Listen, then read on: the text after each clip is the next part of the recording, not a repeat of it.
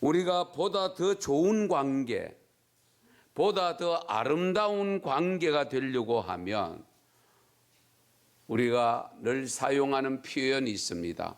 소통이 잘 돼야 된다. 소통이 뭡니까? 대화를 통해서. 그러니까 하나님과 나 사이의 먼 관계가 아니고 가장 가까운 관계, 밀접한 관계가 되려고 하면 할수록 대화가 끊어지지 말아야 됩니다. 우리가 사람과 사람 사이에 마찬가지 아닙니까? 자주 만나서 대화를 자주 나누는 사람을 가리켜서 우리는 친하다고 표현합니다. 그러나 친하던 사람의 관계도 어떻게 대화가 멀어지면 만남이 멀어지고 자주 일어나지 않음으로 말미암아 자연스럽게 소원한 관계로 되어집니다. 하나님과 우리와의 관계가 마찬가지입니다. 하나님과 나와의 관계, 우리와의 관계가 소원한 관계가 되면 곤란하잖아요. 갈수록 시간이 흐를수록 더 친밀해져야 돼요. 더 가까워져야 돼요. 그래서 예레미야 오늘 본문 33장 3절 너는 내게 부르짖어라. 내가 네게 응답하겠고 네가 알지 못하는 크고 비밀한 은밀한 일들을 네게 보이리라. 이런 좋으신 하나님을 믿으면서도 찾지 않는 것이 이상하지 않습니까? 조금만 생각을 여러분들 해보면 정말 감사할 일이 얼마나 많은지. 나같이 부족한 사람, 동네에서도 알아주지 않는 사람, 뭐 누구 하나 그들도 보는 사람 별로 없는 나 같은 사람. 그런데 우리 하나님께서 나를 자녀 삼아 주시고 그리고 지금도 초청하고 계시니 얼마나 감사해요.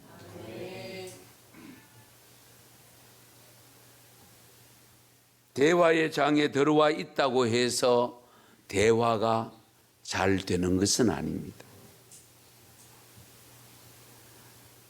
대화의 장에 같이 공동으로 앉아 있다고 해서 서로가 통하는 것은 아닙니다. 마이동 품격도 있고요. 그렇지 않아요? 실컷 듣고 있다가 무슨 말 했노? 이런 경우도 있잖아요.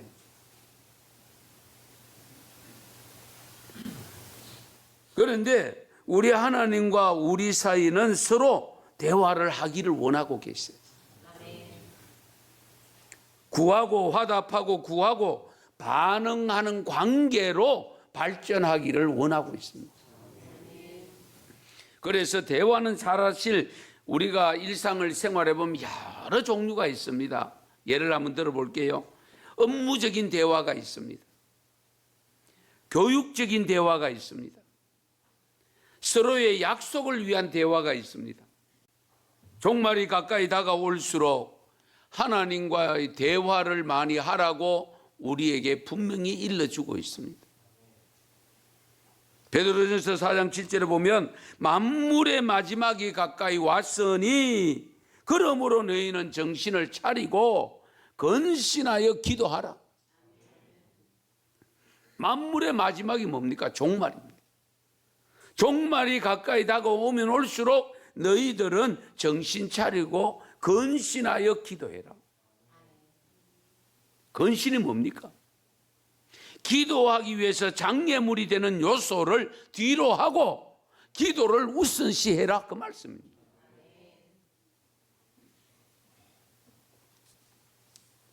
대화의 내용이 다양하듯이 기도도 정말 다양합니다. 그런데 우리의 기도를 보면 일방통행식의 기도가 많습니다. 대화는 항상 상대방이 있고 서로 주고받는 것이 되어져야 되는데 우리가 하나님과의 대화는 보면 일방통행이 많습니다. 내가 하나님 앞에 아랠 거 다 아뢰고 예수님의 이름으로 기도합니다. 땡 하고 그 자리에 일어나서 바삐 종종걸음 치고 갑니다. 야, 그거 좀 기다려봐라. 내가 응답할게. 그 소리도 못 듣고 갑니다. 안타까운 일 아니겠어요? 물론 하나님의 응답이라는 것이 적석 응답도 있지만은 상당히 시간이 오랜 후에 응답도 있고 다양한 방법으로 응답을 하기는 합니다만은 어쨌든 우리가 기도할 때 대화는 하나님과의 대화라고 했으니까 대화는 내가 일방적으로만 하고 그냥 하나님의 응답조차 기다리는 시간 조금도 없이 떠나는 것은 바람직하지 않습니다. 얼마의 시간이든지 상관없이 그래도 내가 간구하는 기도의 소리에 대한 하나님의 응답이 말씀으로 주실런지 아니면 바로 음성으로 들려주실런지 아니면 내 삶의 상황을 통해서 들려주실런지는 잘 모르지만 그럼에도 불구하고 조금은 주님의 음성 듣는 시간을 가져야 됩니다.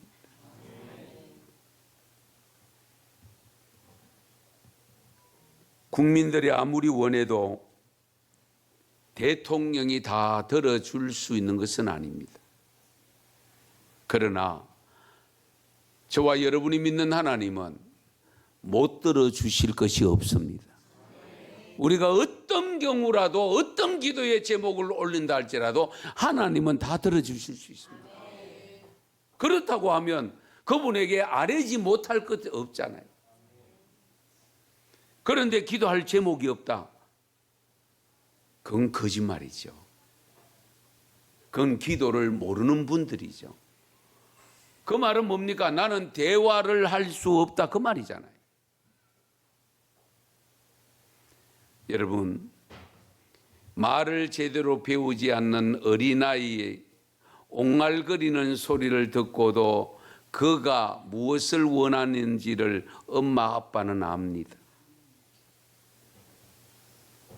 물론 우리 하나님께서 우리의 형편과 처지를 바라보고 계시기 때문에 우리에게 필요한 것 다 아십니다. 그럼에도 불구하고 대화의 장으로 초청하시는 이유가 뭘까요? 하나님은 바로 관계 설정을 먼저 잘 하자는 겁니다. 우리가 그렇잖아요. 관계가 제대로 안 되면 대화가 안 되지.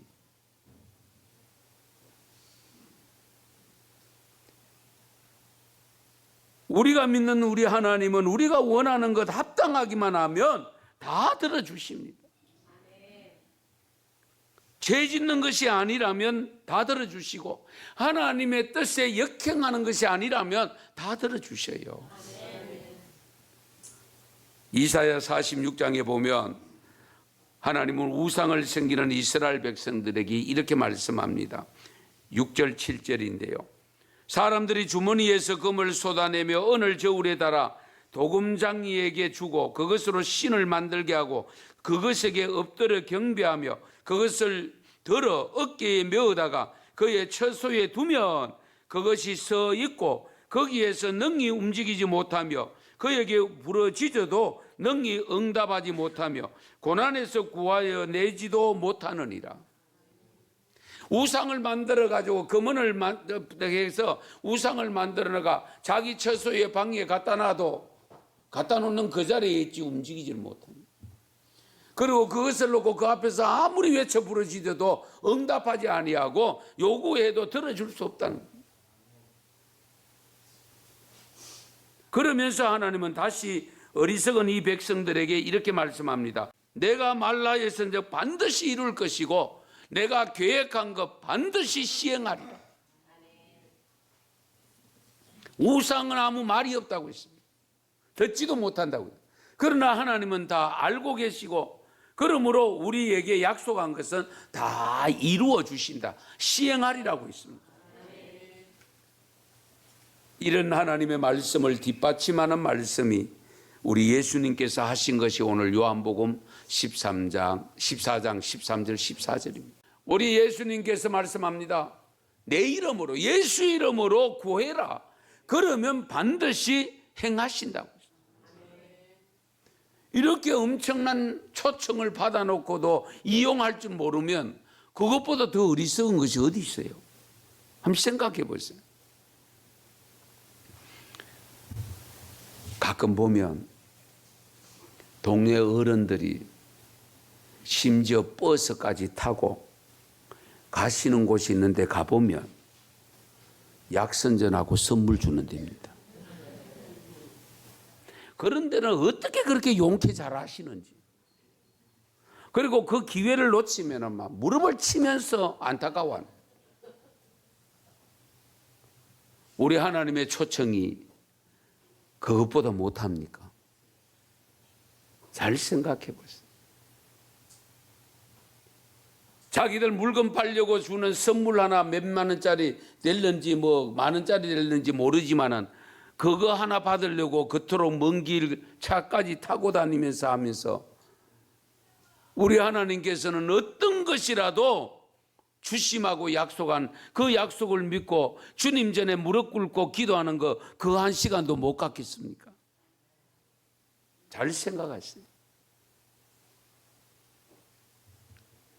그래서 마태복음 7장 우리가 너무 잘 아는 말씀입니다만은 구하라, 두드리라, 찾아라. 구하는 이에게 주신다고 했고 찾는 이에게 찾게 하신다고 했고 두드리는 이에게는 열어주신다고 약속을 하고 있습니다. 그러면서 이어서 하시는 말씀이 중요한데 9절에서 11절인데 너희 중에 누가 아들이 떡을 달라 하는데 돌을 주며 생선을 달라 하는데 뱀을 줄 사람이 있겠느냐. 너희가 악한 사람이라도 좋은 것으로 자식에게 줄 줄 알거든 하물며 하늘에 계신 너희 아버지께서 구하는 자에게 좋은 것을 주시지 않겠느냐. 그렇습니다. 사람은 때로는 비록 내가 낳은 자식이라도 엉뚱한 거 구하면 거절하기도 합니다. 너무 많이 구하면 안 주기도 합니다. 또 얄미운 생각이 들면 있어도 안 줍니다. 그러나 우리 하나님은 그렇지 않습니다.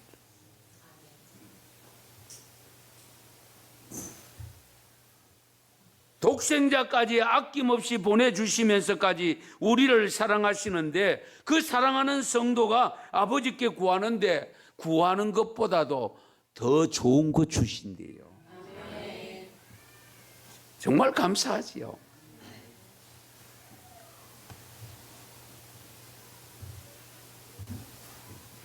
한 가난한 가족이 생활이 너무 어려워서 다시 더 시골로 들어가는 이사를 하게 되었습니다. 그런데 그 집에 7살 먹은 딸이 있었습니다. 그 딸이 엄마에게 묻습니다. 엄마, 우리가 가는 이사하는 곳에 가면 예배를 드릴 수 있고 주일학교, 교회학교 갈 수 있느냐고 묻습니다. 엄마가 우리가 가는 동네는 너무 적어 교회가 없단다. 그 말을 들었던 그 7살짜리 딸이 이삿짐을 한창 사고 있는데 보이지를 않습니다. 그 짐을 사다 말고 엄마가 걱정이 돼서 그 건너편에 가서 있는 방문을 열어보니까 혼자 기도하고 있습니다. 기도 내용을 들어보니 이렇습니다. 저희는 교회가 없는 곳으로 이사 갑니다. 하나님 안녕히 계세요.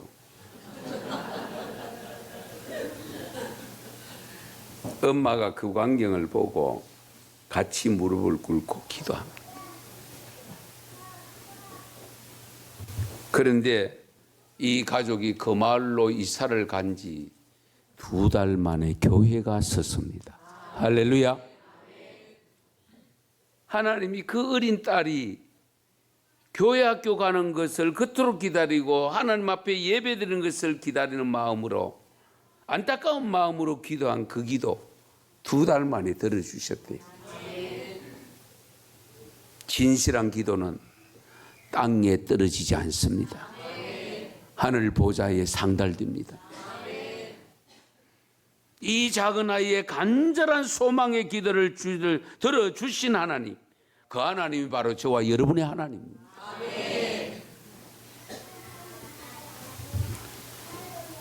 우리 하나님이 어떤 하나님이신지를 보다 더 잘 설명해 주는 사건이 창세기 21장에 기록되어 있습니다. 여러분 잘 아십니다마는 그 창세기 21장에 보면 백세에 얻은 아들 이삭이 태어났습니다. 자라서 젖을 뗍니다. 그런데 아이를 낳을 수 없다고 생각한 아브라함의 아내 사라가 자기 몸종 하갈을 남편에게 들여보내서 낳은 아들이 있잖아요. 이스마엘입니다. 그런데 이 이삭이 자라는 가운데 이제 젖을 떼고 이제 나름대로 말도 하고 그럴 즈음에니까 이 이스마엘이 놀리고 있습니다. 이것을 사라 엄마가 목격을 합니다. 이대로 키우다가는 자기가 낳은 아들 이삭이 어떤 일을 당할는지 봉변을 당할는지 모르겠다 생각해서 남편 아브라함에게 저를 쫓아내라고 간청을 합니다. 아브라함은 걱정입니다. 이스마엘도 자기 아들이잖아요. 아브라함에게는. 그런데 하나님께서 걱정하지 말고 그를 통해서 큰 민족을 이룰 테니 사라의 뜻을 들어주라고 하나님께서 일러줍니다. 그래서 내어보냈는데 하갈과 이스마엘은 브엘세바 광야로 갑니다. 광야로 갈 때에 먹고 마실 물 한 가죽 부대하고 양식을 가지고 갔는데 결국은 광야를 배회하면서 갈 곳이 있어야지. 다 양식이 떨어지고 물이 떨어집니다. 아이는 배고프다고 목마르다고 하는데 줄 것이 없습니다. 그래서 이스마엘을 숲을 넝쿨 아래다가 두고 엄마는 한 5, 60m, 100m 정도 떨어졌는지 모르겠지 살 한 바탕쯤 떨어졌다고 하는데 떨어진 곳에서 울며 기도합니다. 엄마가 우니까 이스마엘이 울지 이스마엘도 울고 있습니다. 그때에 하나님께서 하나님의 사자 천사를 이 하갈에게 보냅니다. 그 하갈에게 보내서 일러주신 말씀이 이렇습니다. 하갈아, 무슨 일이나 두려워하지 말라. 하나님이 저기 있는 아이의 소리를 들으셨나니 하나님이 저기 있는 이스마엘의 우는 소리를 들으셨다. 이 아이를 이렇게 내 손으로 붙들라. 그가 큰 민족을 이루게 하시리라. 이 음성을 들은 하갈이 소리 나는 쪽으로 돌아보지 않았겠습니까? 돌아보는 순간에 샘물이 보입니다. 할렐루야. 환경이 변한 것은 아니잖아요. 환경은 그대로입니다. 주님을 음성 듣기 전까지는 우물이 보이지 않았습니다. 샘물이 보이지 않았습니다. 그러나 이 아들이 울며 기도하고 엄마가 울며 기도하는 그 소리를 들으신 하나님께서 부르시는 그 음성을 듣고 돌아보는 순간에 거기에 샘물이 보였고 성경을 읽어보면 가죽 부대를 가지고 가서 한 가죽 부대를 물을 넣어서 이스마엘에게 먹였더라 라고 기록합니다. 그래도 기도하지 않으시렵니까?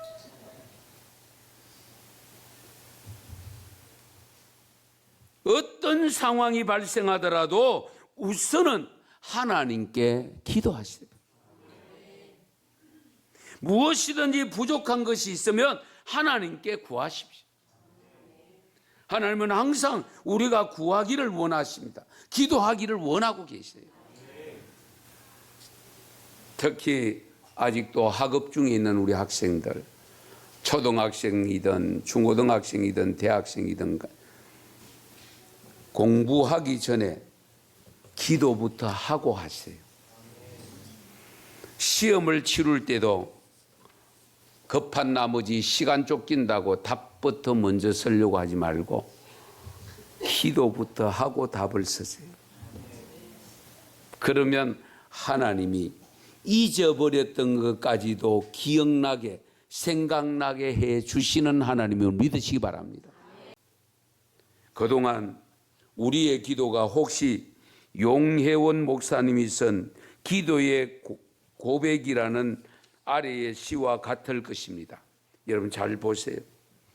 기도의 언어는 있었으나 기도의 능력은 없었습니다. 기도의 소리는 있었으나 기도의 의미는 없었습니다. 기도의 형식은 있었으나 기도의 내용은 없었습니다. 기도의 입술은 있었으나 기도의 가슴은 없었습니다.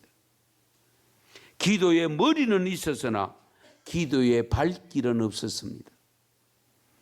기도의 생각은 있었으나 기도의 손발은 없었습니다. 기도의 풀잎은 있었으나 기도의 열매는 없었습니다. 기도의 하늘은 있었으나 기도의 땅은 없었습니다. 기도는 수없이 많이 했으나 믿음의 기도가 아니었을지도 모릅니다. 이 용혜원 목사님이 고백한 내용의 글입니다. 성도 여러분, 어쩌면 우리의 기도의 모습이 이런 모습은 아닐까요?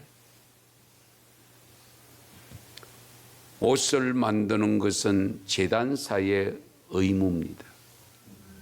구두를 수선하는 것은 수선공의 의무입니다. 기도는 성도들의 의무입니다. 성도는 어떤 경우라도 먼저 해야 할 일은 기도입니다. 성도의 삶에서 기도는 부분적이기도 하지만은 삶 전체입니다. 성도들에게 있어서는 기도가 특별한 것이 아니고 일상적인 것이어야 합니다. 우리가 일상으로 돌아가야 됩니다. 그래서 쉬지 말고 기도하라고 일러주시는 겁니다. 특별 새벽 기도 사실은 없어져야 될 거거든요. 그럼에도 불구하고 특별 새벽 기도를 하는 이유가 뭐냐? 영적 훈련을 하기 위한, 기도 훈련을 하기 위한 하나의 과정입니다. 물론 이것도 없어지진 않습니다. 왜? 늘 초신자들이 계시기 때문에. 그러나 신앙생활을 나름대로 오랫동안 하신 분들에게 있어서는 특별 새벽 기도 그런 것은 나를 위한 것이 아니고 바로 초신자들을 위한 것이고, 나에게는 이미 매 순간이 특별 새벽 기도를 하고 있다, 그런 고백을 할 수 있어야 됩니다. 존 나이스는 이런 말을 했습니다. 기도는 시내 관광 여행을 위한 세련된 자동차가 아니다. 기도는 창고로 직행하여 짐을 싣고 돌아오는 화물차다. 그렇습니다. 기도는 바로 시작해야 됩니다. 기도는 노동입니다. 그리고 기도는 많은 것을 얻게 합니다. 대림절 우리 특별 새벽 기도회를 통해서 지금까지 경험하지 못한 하나님의 능력을 경험하는 기회로 삼으시기 바랍니다. 하나님의 돌보심과 인도하심을 체험하는 기회가 되시기 바랍니다. 우리가 구하는 것보다 더 많은 것으로 후히 주시는 하나님을 만나는 복을 얻을 수 있는 기회가 되시기를 축원합니다. 축복합니다. 기도드리겠습니다.